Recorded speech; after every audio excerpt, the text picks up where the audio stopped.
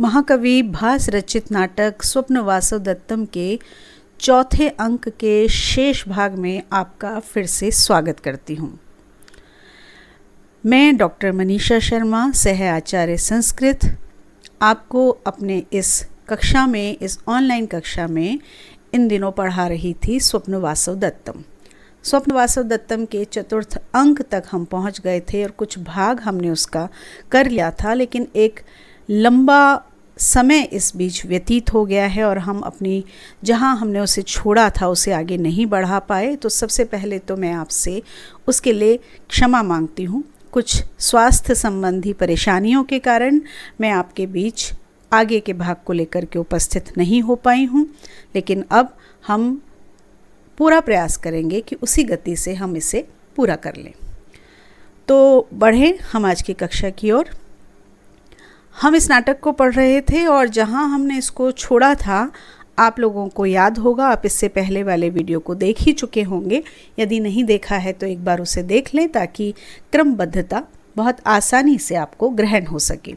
फिर भी हम संक्षेप में बात करते हैं कि प्रमद वन में पद्मावती वासवदत्ता और सखियों के साथ में आई हुई हैं और वहीं पर उन्हें दिखता है कि राजा उदयन विदूषक के साथ आए हैं और ये सोच करके कि वासवदत्ता पर पुरुष का दर्शन नहीं करती हैं, मैं इनके सामने कैसे जाऊं, पद्मावती वासवदत्ता और सखियों के साथ में एक लता मंडप में प्रवेश कर लेती हैं, जिससे राजा और विदूषक उनको देख नहीं सके।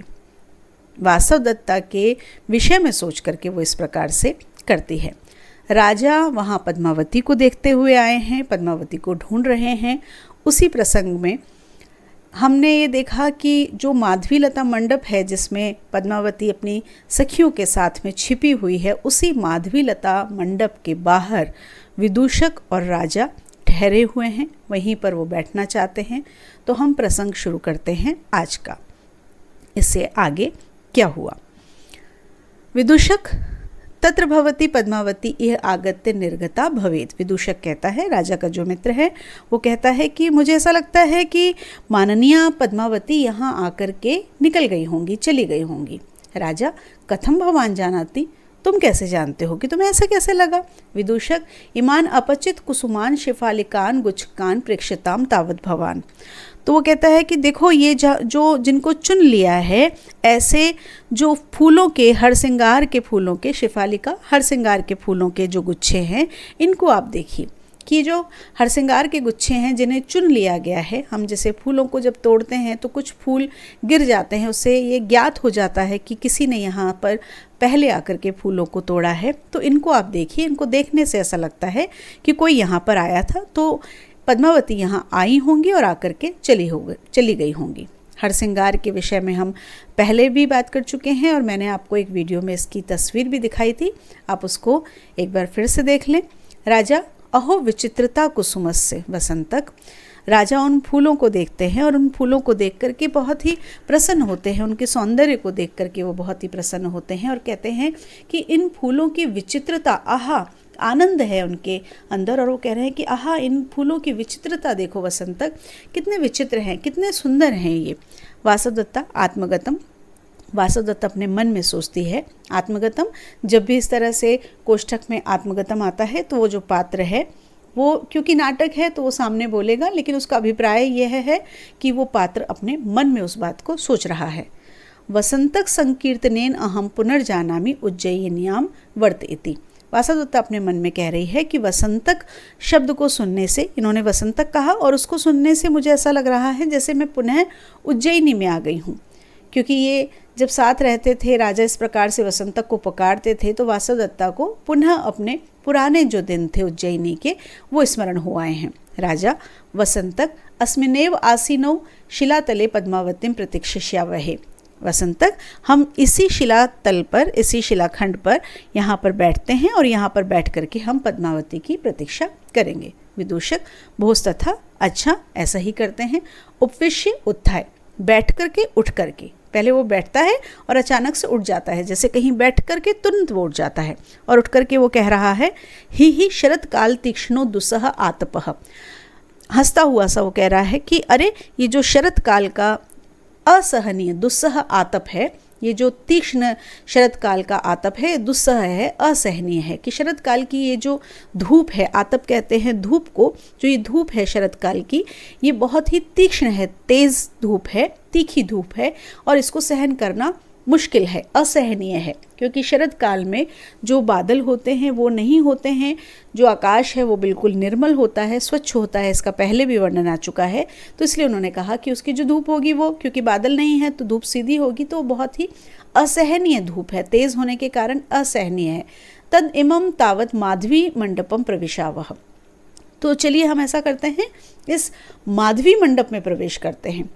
अब विदूषक किस माधवी मंडप की बात कर रहा है? ये वही माधवी मंडप है जिसके भीतर वासवदत्ता, पद्मावती और अन्य जो सखियां हैं वो वहाँ पर छिपी हुई हैं। राजा बाडम गच्छाग्रतः, सही है, ठीक है, चलो आप आगे चलो। विदूषक एवं भवतु, अच्छा मैं ऐसा करता हूँ। उभो परिक्रामतः, दोनों घूम जाते हैं। अब जो राजा है और जो विदूषक हैं वो दोनों उसी माधवी मंडप में प्रवेश करने जा रहे हैं जिसमें पद्मावती और वासवदत्ता उनसे छिपी हुई हैं। जहाँ कोई छुपा हुआ है वहीं पर वो व्यक्ति अगर आ रहा है जिससे छुपा हुआ है तो क्या स्थिति होती है आप भली भांति समझ सकते हैं। तो देखें आगे क्या होता है। पद्मावती सर्वम आकुलम कर्तु काम आर्य वसंतकः, आर्य वसंतक तो सब कुछ ही बिगाड़ देना चाहते हैं। किम इदानीम कुर्मः, अब क्या करूं? उसे लगता है कि अब क्या करें। भर्तृदारिके, चेटी कहती है भर्तृदारिके, हे राजकुमारी, एताम मधुकर परिनीलिनाम अवलंब लताम अवधूय भर्तारम वारिष्यामि। चेटी को उपाय सूझता है और वो कहती है कि ये जो भ्रमर से लदी हुई ये जो लता है, ये मुख्य जो लता है, इसको मैं हिलाती हूँ और इसको हिला करके राजा को मैं आने से रोकती हूँ।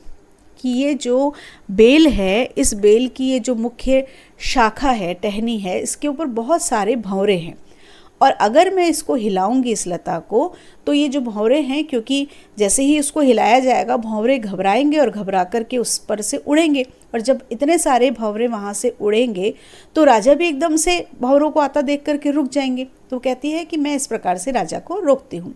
पद्मावती उसको कहती है एवं करो, हाँ ऐसा ही करो। चेटी तथा करोती, चेटी वैसा ही करती है, उसको हिलाती है।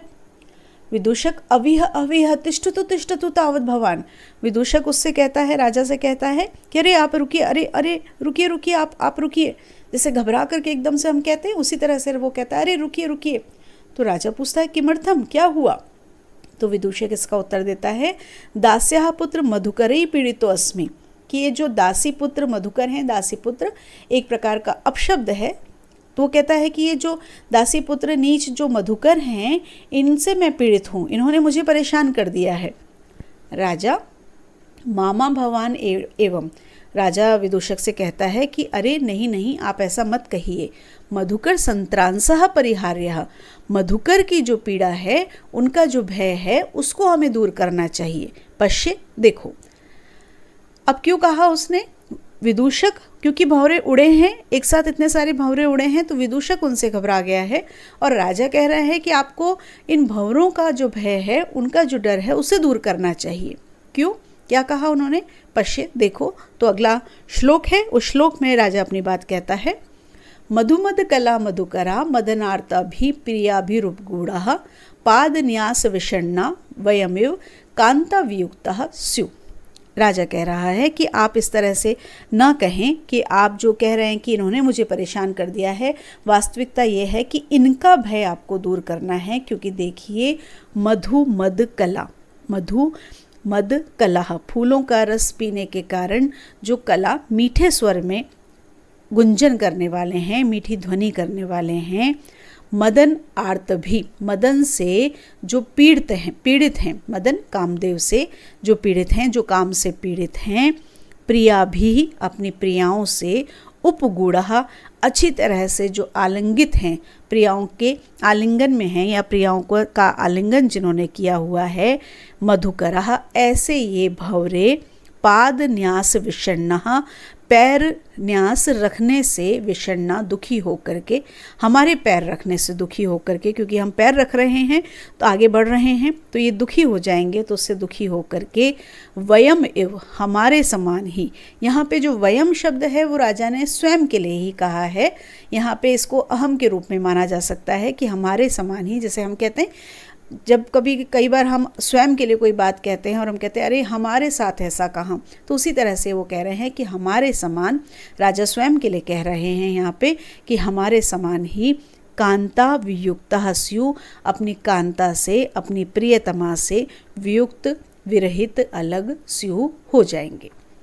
कि देखो तुम इनसे मत डरो, बल्कि इनकी जो पीड़ा है, इनका जो भय है उसको दूर करो। क्यों? क्योंकि ये शाखाओं के ऊपर बैठे हुए हैं। शाखाओं के ऊपर बैठ कर के ये जो पुष्प हैं उनका रसपान कर रहे हैं, और रसपान करके ये मधुर ध्वनि में गुंजन करते हैं। ऐसे जो ये भंवरे हैं ये काम से पीड़ित हैं, और इन शाखाओं पर जब ये, इन लताओं पर जब ये बैठे हुए हैं तो अपनी प्रियाओं के साथ उनके आलिंगन में वो यहाँ पर बैठे हुए हैं, अर्थात प्रेम का अनुभव करते हुए यहाँ पर बैठे हुए हैं। लेकिन जैसे ही हम पैर रखेंगे, हम आगे बढ़ेंगे तो ये घबरा जाएंगे, और डर कर के जब ये इधर उधर भागेंगे तो ये अपनी प्रियाओं से उसी प्रकार से विरहित हो जाएंगे, उसी प्रकार से अलग हो जाएंगे जैसे हम अपनी प्रिया से अलग हो गए हैं। यहाँ पर राजा ने वासवदत्ता को स्मरण किया है, और उसी बात का यहाँ पर उन्होंने ये संदर्भ दिया है कि जैसे मैं अपनी प्रिया से अलग हो गया हूँ, जैसे मैं वासवदत्ता से अलग हो गया हूँ, उसी प्रकार से वो भी हमसे अलग हो जाएंगे। यहाँ पे जो भास हैं वो केवल ये नहीं दिखाना चाहते हैं कि वो माधवीलता मंडप के भीतर प्रवेश कर रहे हैं, भंवरे हैं, और भंवरों को उड़ाना नहीं है, बल्कि वो उससे ये बताना चाह रहे हैं कि राजा जिसका अभी अभी विवाह हुआ है, सद्य विवाहित है, पद्मावती से उसका विवाह हुआ है। पद्मावती जो एक सौंदर्य से युक्त, गुणों से युक्त कन्या है, एक राजा की कन्या है, सभी प्रकार के गुणों से युक्त कन्या है, उस कन्या से जिसका विवाह हुआ है, उसके उपरांत भी वो अपनी प्रियतमा को, अपनी पहली पत्नी को अभी तक विस्मरित नहीं कर पाया है, उसे भूल नहीं पाया है। अभी भी जब इस प्रकार का कोई प्रेम प्रसंग आता है तो उसे पद्मावती याद नहीं आती है, अपितु वासवदत्ता याद आती है। तो उसकी जो प्रेम की स्थिति है उसको बताने के लिए यहाँ पर इस उदाहरण को लिया गया है। तो राजा आगे कहते हैं, तस्मात् इह एव आशिष्यावहे, तो हम लोग यहीं पर बैठेंगे, मतलब हम अंदर नहीं जाएंगे, हम यहीं पर बैठेंगे। विदूषक एवं भवतु, अच्छा ऐसा ही करते हैं। उभौ विशितः, और दोनों वहाँ पर बैठ जाते हैं। तो इस तरह से जो माधवीलता मंडप के भीतर ये दोनों प्रवेश कर रहे थे, चेटी ने अपनी चतुराई से उन दोनों को अंदर आने से रोक लिया है। अब आगे चेटी कहती है, दासी कहती है, भर्तृदारी के रुद्धा खलु स्मो वयम, कि हे भर्तृदारिका, हम रोक लिए गए हैं, हम तो यहाँ पर बंद गए हैं, मानो हम यहाँ पर रोक लिए गए हैं। पद्मावती दिष्टयो उपविष्टः आर्यपुत्रः, पद्मावती कहती है कि भाग्य से आर्यपुत्र यहाँ पर बैठ गए हैं, कि चलो बैठ गए हैं, अब अंदर नहीं आएंगे, इस रूप में उसने कहा कि भाग्य से वो बैठ गए हैं। वासवदत्ता आत्मगतम, वासवदत्ता अपने मन में कहती है, दिष्टया प्रकृतिस्थ शरीर आर्यपुत्रः, वो अंदर से आर्यपुत्र को, उदयन को देख पा रही है, जिससे बहुत समय से वो छिपी हुई है। उसे देख करके बहुत आनंद होता है, और आनंद के साथ सबसे पहली बात जो उसे लगती है कि जो आर्यपुत्र हैं वो प्रकृतिस्थ शरीर, मतलब स्वस्थ शरीर वाले हैं, अर्थात उन्हें किसी प्रकार का कष्ट नहीं है। तो भाग्य से जो आर्यपुत्र हैं वो शरीर से स्वस्थ हैं, ये कहती है वासवदत्ता। चेटी भर्तृदारी के साश्रुपाता खलु आर्या या दृष्टि, चेटी कहती है, राजकुमारी आर्या की दृष्टि, यहाँ आर्या से तात्पर्य वासवदत्ता से है कि वासवदत्ता की जो दृष्टि है, वासवदत्ता की जो आंखें हैं वो आंसुओं से युक्त हो गई हैं, आंसुओं से भर गई हैं, अर्थात वासवदत्ता रो रही हैं, आंसू इनकी आंखों में भरे हुए हैं। क्यों आंसू उनकी आंख में है, ये आप सभी को समझ आ गया है कि बहुत समय बाद वो इतने निकट से उदयन को देख रही है और उसको देख करके उसके मन में एक जो प्रसन्नता है, एक विरह का जो दुख है, इनका एक मिला जुला सा जो भाव है, उससे उनकी जो आंखें हैं वो आंसुओं से युक्त हो गई हैं। अब वासवदत्ता क्या कहे कि वो क्यों रो रही है, उसकी आंखों में आंसू क्यों हैं? तो वासवदत्ता को एक बहाना बनाना पड़ता है। तो वासवदत्ता कहती है, एषा खलु मधुकरणाम अविनियात काश कुसुम रेणुना पतितेन सोदका में दृष्टि।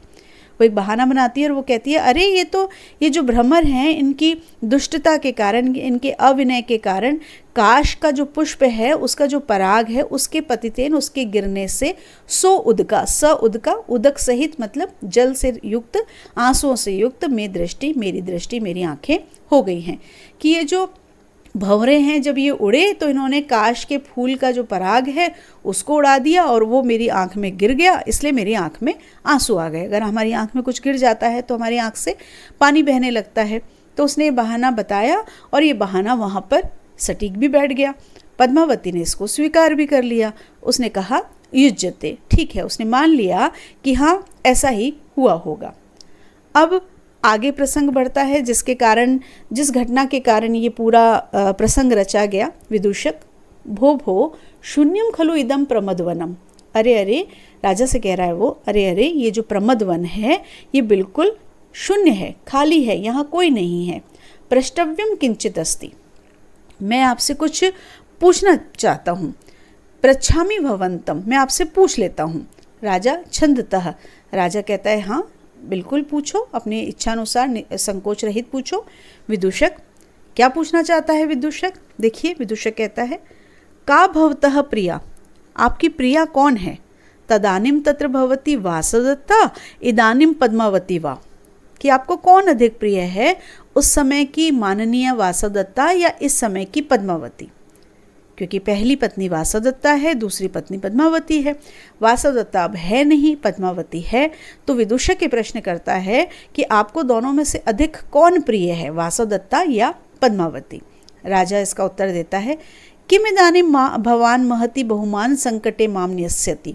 राजा कहता है कि आप क्यों मुझे इस प्रकार के इतने बड़े संकट में डाल रहे हो? पद्मावती हला ईदृशे संकटे निक्षिप्त आर्यपुत्रः।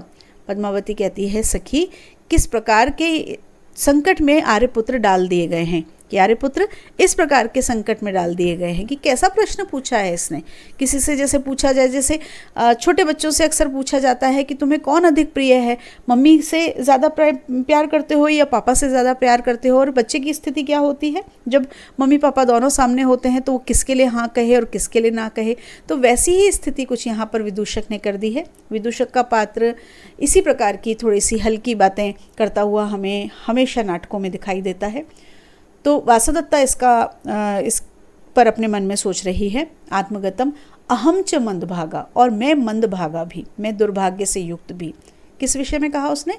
क्योंकि पद्मावती ने उसको कहा कि आर्यपुत्र देखो कैसे संकट में डाल दिए गए हैं। तो वासवदत्ता को लगता है कि मैं जो दुर्भाग्य से युक्त हूँ, मैं भी संकट में पड़ गई हूँ। क्यों कहा वासवदत्ता ने ऐसा? वासवदत्ता इस समय कौन से संकट में है? प्रश्न तो विदूषक ने राजा से पूछा है, वासवदत्ता को उत्तर थोड़ी देना है। लेकिन वासवदत्ता ने ऐसा क्यों कहा?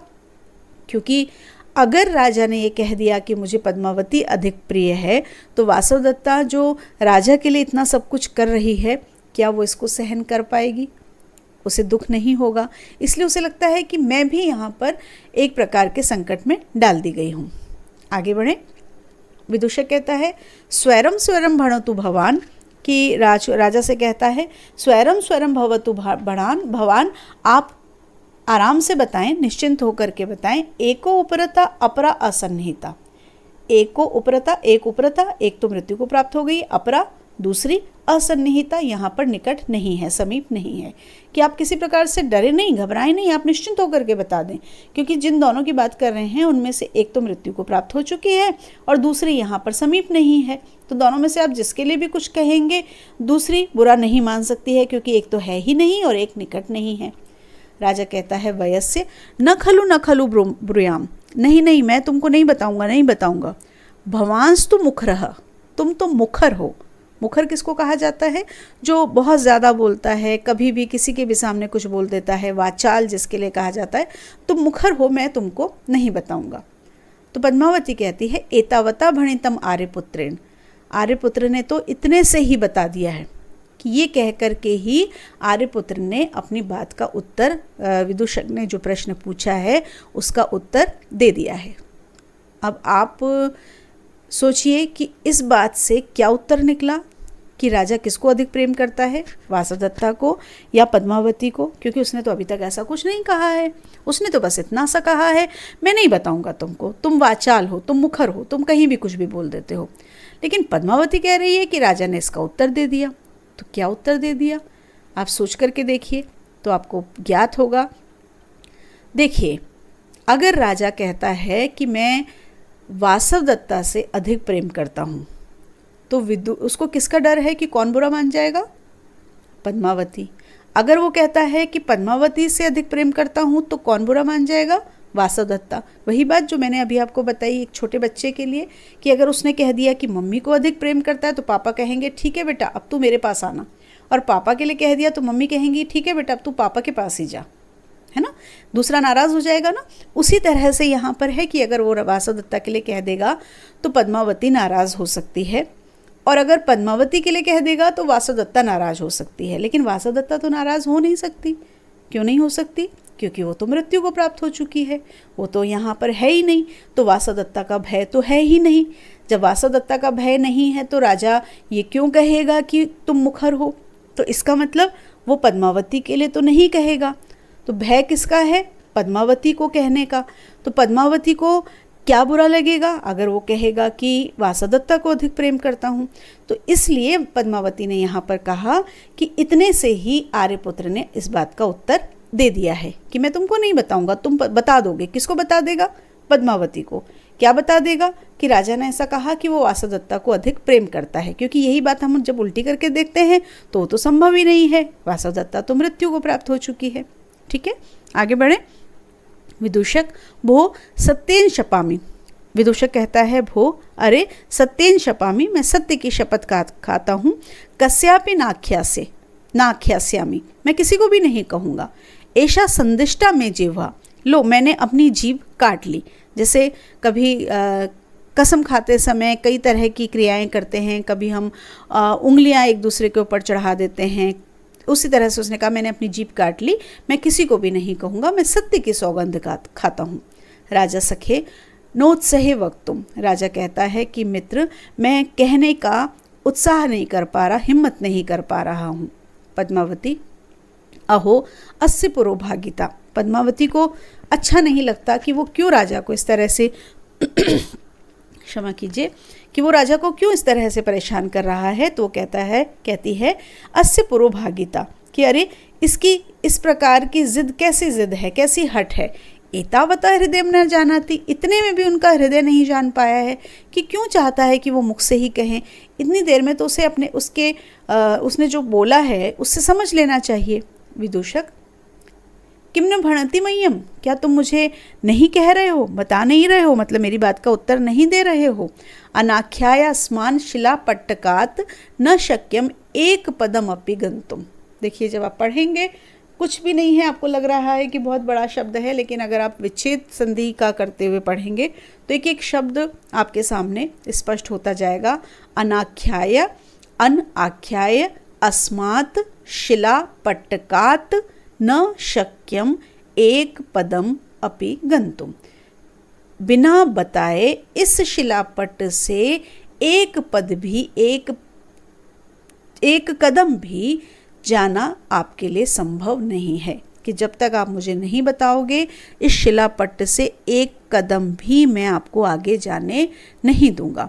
एष रुद्धो अत्र भवान, लो आप यहाँ पर रोक लिए गए हो, मैंने आपको रोक लिया है, बांध लिया है।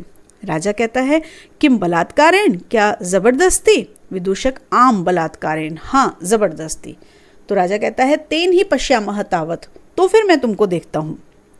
एक हल्का फुल्का सा, जैसे मित्रों में एक हास परिहास होता है, उसी रूप में है, कोई झगड़ा नहीं हो रहा है यहाँ पे। तो राजा कहता है कि अच्छा तुमने क्या मुझे ज़बरदस्ती रोका है? तो वो कहता है कि हाँ ज़बरदस्ती रोका है, तो देखो फिर मैं तुमको देखता हूँ कि कैसे तुम मेरे को ज़बरदस्ती रोक सकते हो। विदूषक को लगता है ये तो गड़बड़ हो जाएगी, राजा है, कुपित हो जाएगा। तो विदूषक कहता है प्रसीदतु भवान, प्रसन्न हो आप प्रसन्न हो।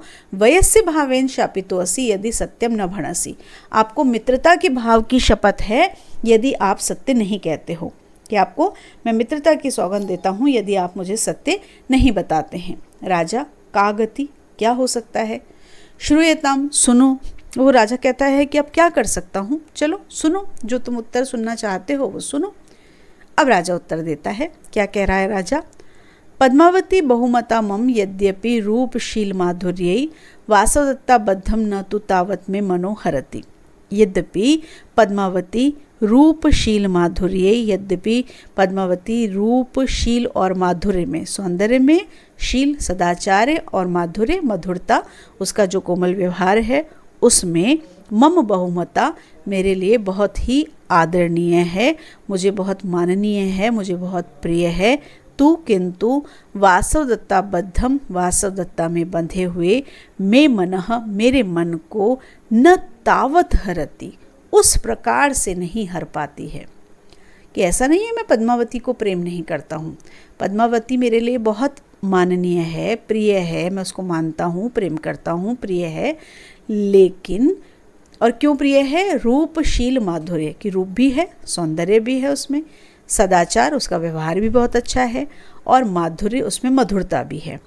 लेकिन फिर भी मेरा मन जिस प्रकार से वासवदत्ता में बंधा हुआ है, उस मेरे मन को वो उस प्रकार से नहीं हर पाती है, आकर्षित नहीं कर पाती है, जैसे वासवदत्ता ने मेरे मन को अपने में बांधा हुआ था।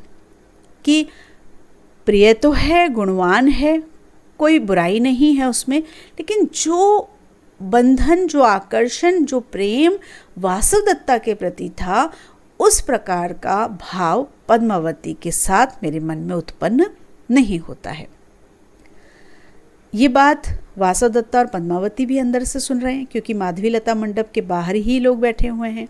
तो वासवदत्ता सुनती है, आत्मगतम, अपने मन में, भवतु भवतु, अपने मन में ही जब वो सुनती है तो कहती है भवतु भवतु, अच्छा अच्छा, दत्तम वेतनमस्य परिखेदस्य।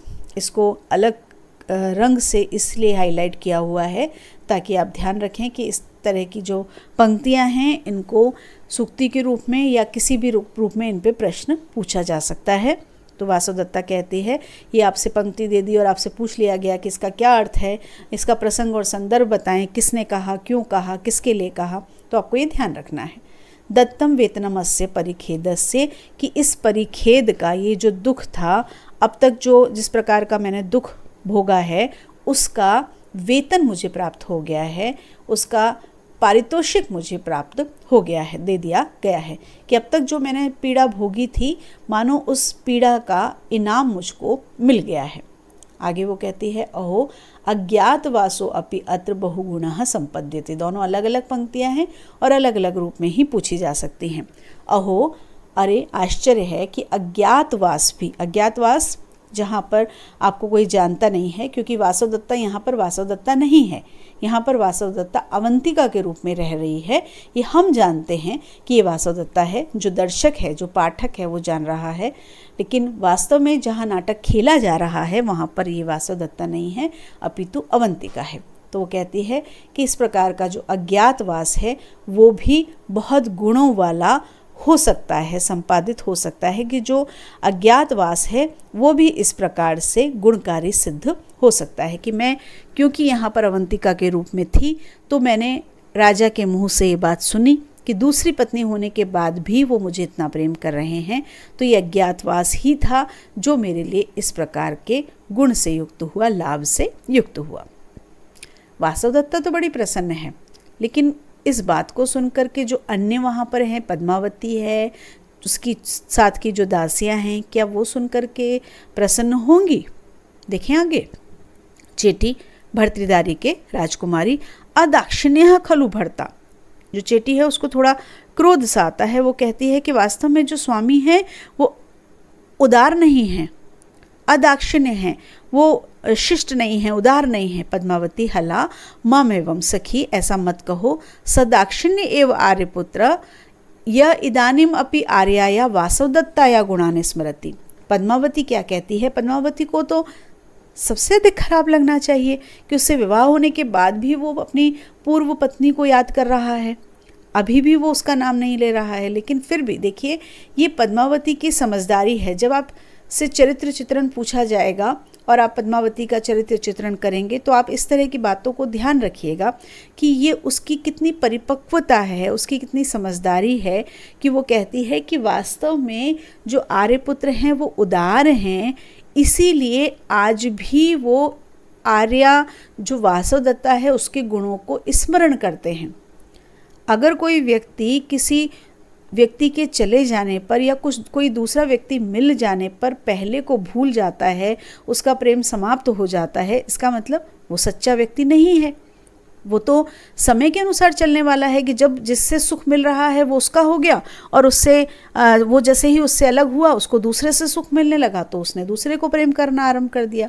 तो वास्तव में वही उदार है, आर्यपुत्र उदार हैं क्योंकि आज भी वो वासवदत्ता के गुणों को स्मरण करते हैं।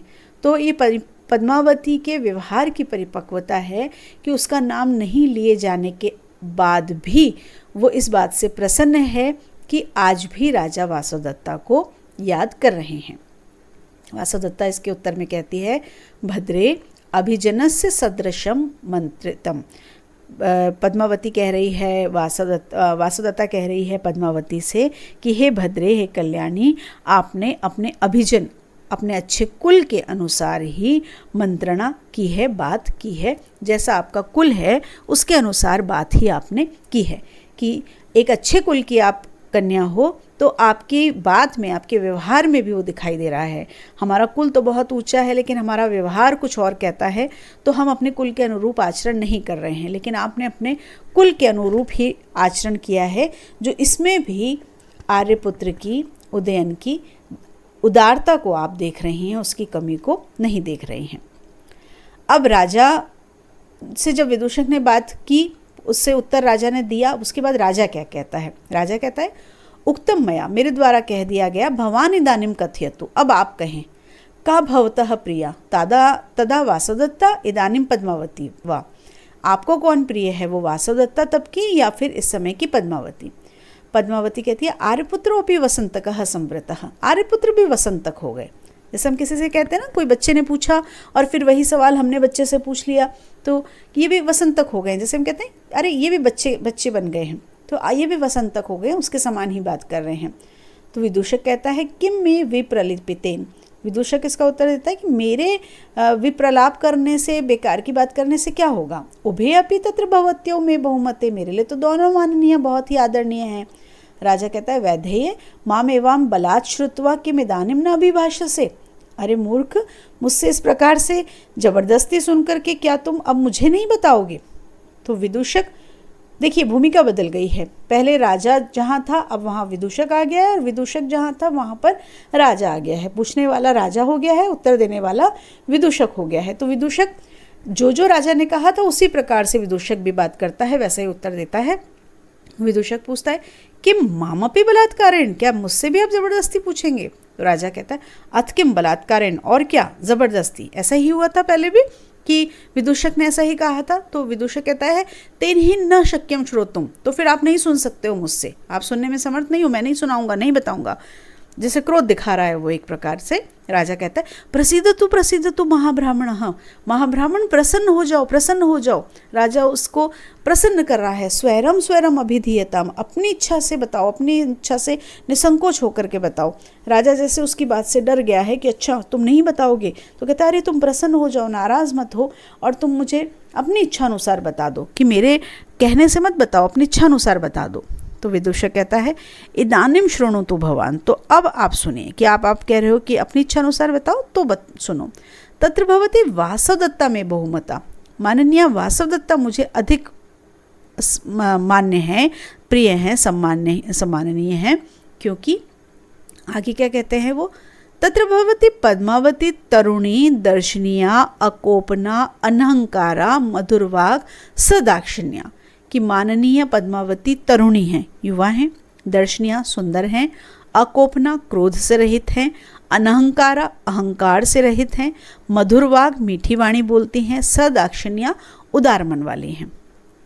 ये सारे गुण आपको ध्यान रखने हैं। जब आप पद्मावती का चरित्र चित्रण करेंगे वहाँ पर ये सारे गुण आप वहाँ पर दे सकते हैं और विदूषक का एक हवाला भी दे सकते हैं। अयम च अपरो महान गुणः, और ये उनका महान गुण था कि स्निग्धेन भोजनेन माम प्रत्युत गच्छति वासवदत्ता कुत्र न खलु अगत आर्य वसंतक इति, कि जो पद्मावती हैं उनमें ये सारे गुण हैं, लेकिन उनका ये एक महान गुण था। किनका? वासवदत्ता के लिए वो कह रहा है कि वासवदत्ता में एक दूसरा जो बड़ा गुण था वो क्या था कि वो स्निग्ध भोजन के लिए, स्वादिष्ट भोजन के लेकर के मुझको ढूंढती थी, मुझे खोजती थी कि आर्य वसंतक कहाँ चले गए हैं। तो देखिए यहाँ पर एक हास्य रस को उत्पन्न करने की चेष्टा की गई है कि इतनी महत्वपूर्ण बात हो रही है और वहाँ भी विदूषक क्या कह रहा है, पद्मावती में सारे गुण हैं, वो युवा हैं, सुंदर हैं, क्रोध रहित हैं, अहंकार रहित हैं, मीठा बोलती हैं, उदार मन वाली हैं, सब कुछ है। वासवदत्ता उनमें भी है का मतलब हुआ कि वासवदत्ता में भी सारे गुण थे, लेकिन वासवदत्ता में क्या अधिक है कि वासवदत्ता बहुत स्वादिष्ट भोजन बनाया करती थी और वो भोजन बना करके मुझे ढूंढा करती थी। अर्थात विदूषक को वासवदत्ता क्यों अधिक प्रिय है? क्योंकि वो उसको स्वादिष्ट भोजन कराया करती थी। विदूषक के लिए केवल भोजन ही सर्वोपरि हो गया है। तो ये एक प्रकार की जो थोड़ी गंभीरता आ गई थी बातों में, उसको हल्का फुल्का करने के लिए, थोड़ा सा आपके चेहरे पर, पाठक के, दर्शक के चेहरे पर एक हास्य का भाव लाने के लिए इस प्रकार की बात को बीच बीच में नाटक में कहा जाता है। वासवदत्ता भवतु भवतु वसंतक स्मरेद इदानीम इनाम स्मरेदानीम एतत्, तो वो कहती है कि अच्छा वसंतक, अब तो तुम इसी को याद करो। मतलब अगर तुम मुझे भोजन के लिए याद कर रहे हो ना, तो अब तो तुम पद्मावती को याद करो। जैसे वो भी कुपित होकर के कहती है ठीक है, तो मुझे भोजन के लिए याद करते हो तो इसको याद करो। राजा भवतु भवतु वसंतक सर्वम एतत् कथिष्ये देव्यै वासवदत्तायै। अरे वसंतक, सुनो वसंतक, अच्छा वसंतक, ये सब मैं देवी वासवदत्ता को बताऊंगा। जैसे एक शिकायत सी करता है कि ठीक है, तुम ये कह रहे हो ना कि भोजन के लिए तुम उसको पसंद करते थे, तो मैं देवी वासवदत्ता को तुम बताऊंगा। विदूषक कहता है अविहा वासवदत्ता कुत्र वासवदत्ता चिरात खलु उपरता वासवदत्ता। तो विदूषक कहता है कि अरे वासवदत्ता कहाँ है? वासवदत्ता बहुत समय पहले वासवदत्ता तो मृत्यु को प्राप्त हो चुकी है। राजा सविषादम, राजा विषाद के साथ, दुख के साथ उसे दुख होता है। एवं ऐसा है, उपरता वासवदत्ता, वासवदत्ता मृत्यु को प्राप्त हो गई है। फिर वो आगे कहता है अनेन परिहासेन व्याक्षिप्तम मे मनः त्वया ततो वाणी तथैव इयं पूर्वाभ्यासेन निसृता। त्वया तुम्हारे द्वारा, अनेन परिहासेन इस परिहास से, मे मनः मेरा मन, व्याक्षिप्तः व्याकुल हो गया था, कि तुमने इस प्रकार का जो परिहास किया उससे मेरा जो मन था वो व्याकुल हो गया था। ततः इसलिए पूर्वाभ्यासेन, पूर्व के अभ्यास से, इयम वाणी यह वाणी, तथैव निसृतः उसी प्रकार से निकल गई थी।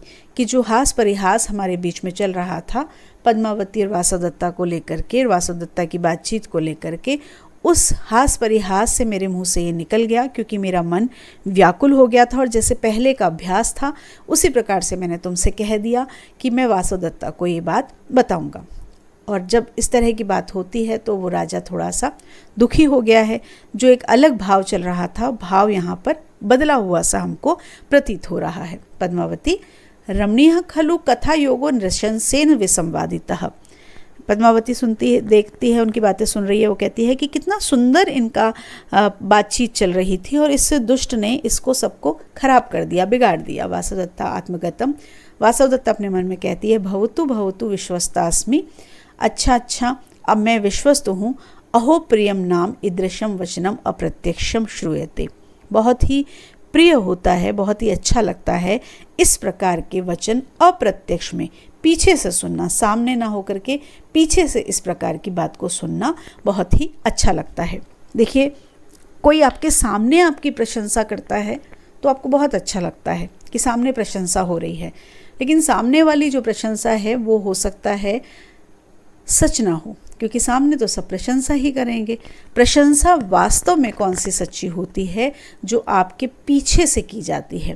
तो वासवदत्ता ने अपने पीछे से सुनी है। पीछे से क्यों सुनी है?